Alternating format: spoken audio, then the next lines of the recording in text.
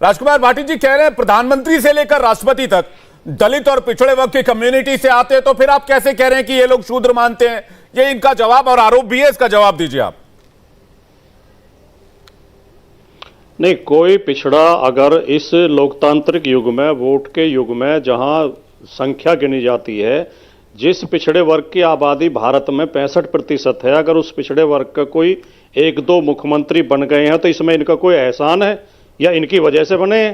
वो वोट की वजह से बने हैं। लोकतंत्र देश में अगर लोकतंत्र ना हुआ होता तो ये नहीं बनने देते इनके व्यवस्था। तो नहीं, आप तो कह रहे सम्मान ही नहीं, आप तो कह रहे सम्मान ही नहीं है।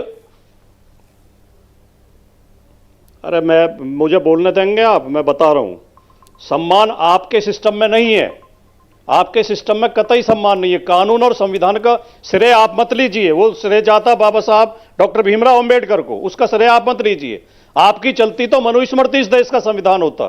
उस समय भी आरएसएस ने विरोध किया था कि हम डॉक्टर अंबेडकर के संविधान को नहीं मानते, हम मनुस्मृति का संविधान चाहते हैं। बिल्कुल गलत। लेकिन जो अवनिजेश अवस्थी बहुत ऊंची ऊंची नैतिकता की बातें कर रहे थे कि प्राणियों में सद्भावना हो, विश्व का कल्याण हो।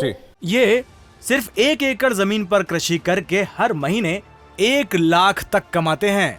इनसे सीखना है तो फ्रीडम ऐप को अभी डाउनलोड कीजिए। विवेक जी, हाँ बोलिए, कंटिन्यू कीजिए, आपको कोई नहीं रोक रहा, बोलिए आप। जो अवनिजेश अवस्थी जी बहुत नैतिकता की और ऊंची ऊंची बातें कर रहे थे, प्राणियों में सद्भावना हो, विश्व का कल्याण हो, लेकिन दलितों को मंदिर में नहीं घुसने देंगे, दलितों को घोड़े पर नहीं बैठने देंगे, दलितों की बारात नहीं चढ़ने देंगे। अवनिजेश अवस्थी जी एक उदाहरण बता सकते हैं मुझे कि जहां दलितों पर अत्याचार हुआ वहां आपने जाकर विरोध किया हो? आपको तो तब दर्द होता है जब वो अपने अपमान के खिलाफ आवाज उठाते हैं, जब उन्हें अपमानित किया जा रहा है। स्त्रियों के लिए क्या क्या लिखा गया है, क्या आप नहीं जानते? जो आप कह रहे थे कि मैं रामचरितमानस में लंबी चर्चा कर सकता हूं, तो आप मुझे बता दें क्या लिखा है कि नहीं लिखा है कि महिलाएं, चाहे उनका पिता हो, पुत्र हो, भाई हो, सुंदर पुरुष को देखते ही वो अपने आप को रोक नहीं पाती हैं। क्या इतना अपमानजनक शब्द रामचरितमानस में लिखे हुए हैं कि नहीं लिखे हुए हैं? नहीं, कौन सी चौपाई का जिक्र कर रही है, मैं भी जानना चाहूंगा राजकुमार भाटी जी। पिता पुत्र उर्गारी पुरुष मनोहर निर्खत नारी, क्या आप इसका समर्थन करते हैं? क्या ऐसी चीजों का विरोध ना हो? और विरोध होगा तो आप कहां से नैतिक बातें लेकर आएंगे? ये इस पाखंड को लोग अब समझ चुके हैं। नहीं, अगड़ा बनाम पिछड़ा की जो लड़ाई शुरू की जा रही है, क्या ये भी राम? एक सेकंड अवनीश जी, मैं राजकुमार भाटी से एक छोटा आंसर लेना चाहता हूं, उसके बाद मैं आ रहा हूं।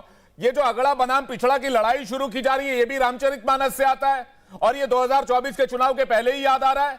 रामचरितमानस क्या 1947 में लिखा गया, 1980, 1990, साल 2022 में लिखा गया? लड़ाई चल रही है जी, लड़ाई शुरू नहीं की जा रही है, लड़ाई चल रही है। अगर पिछड़े जातियों को न्याय देना है, ठीक है। अब तो आप मुझे बताइए, अखिलेश यादव और समाजवादी पार्टी राम मंदिर का बहिष्कार करती है, मैं एक लाइन में जवाब चाहता हूं। कोटा देना पड़ेगा, ठीक है। अखिलेश यादव और समाजवादी पार्टी राम मंदिर का बहिष्कार करती है जब तक ये चौपाइयां नहीं हटाई जाएगी। बात खत्म, मैं यहीं पर करता हूं। आप इस लाइन का आश्वासन दे दीजिए, फिर मैं बाकी मेहमानों के पास जा रहा हूं। ये मूर्खतापूर्ण बात, ये तो मूर्खतापूर्ण बात हुई। अच्छा, ये इस तरह की मूर्खतापूर्ण बात कौन कर रहा है? नहीं, मैं तो सवाल पूछ रहा हूं। मूर्खतापूर्ण बात हुई, इसका क्या अर्थ है इससे? आप प्रभु श्री राम में आस्था रखेंगे, राम मंदिर, आप राम मंदिर के समर्थन में बयान देंगे, आप कहेंगे राम मंदिर में दर्शन के लिए भी जाएंगे, लेकिन आप कहेंगे हम रामचरितमानस का विरोध करेंगे। अरे यार, ये विवेक जी आप पूछ रहे हैं मेरे सामने, ये आरोप लग रहा है आपके ऊपर, मैं पूछ नहीं रहा हूं। ये तो बहुत सारे, ये तो सोशल मीडिया पे बहुत सारे लोग आपसे सवाल पूछ रहे हैं अखिलेश यादव जी के कमेंट के बाद। कहते हो आप यार, इतने खुल के क्यों खेलते हो, इतनी बैटिंग क्यों करते हो बीजेपी के लिए?